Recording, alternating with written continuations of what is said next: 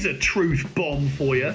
You know those property investment deals where you can apparently get all of your cash back out and, you buy it, you refurbish it, you refinance it, and it's got to a value where you can withdraw all of the cash that you put in. Basically a free house. Well, obviously they're very rare, but I see a lot of property investors go on training courses which will tell them that these fantastic all money out deals are everywhere, and you can find them and you can put your cash in, take all your cash out and build up a portfolio for basically free. Well, they don't exist everywhere. They're very rare, and if you do find one, then loads of property investors want them.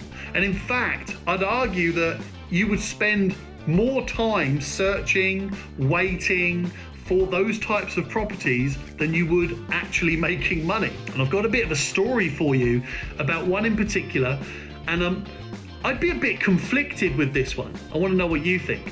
First of all, there's a house, and the guy bought this house and he refurbished it and refinanced it and got all of his cash back out.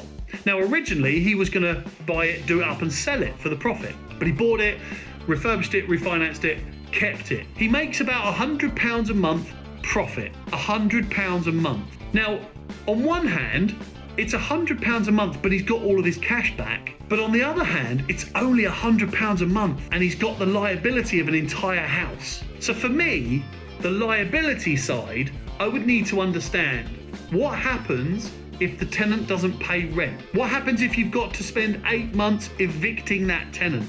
You're only getting £100 a month. What happens if your boiler blows up tomorrow? What happens if the roof caves in? What happens if you've got to get damp treatment throughout the property? What happens if you discover Japanese knotweed? What happens if, I don't know, the walls need replastering? I don't know, who knows? There's not enough cash flow coming in to be able to support the liability that this person has taken on. But then there's the argument, well, it's free money. It's a free house because he's got all of his cash back and he's making £100 a month. It's a difficult one. It wouldn't be for me.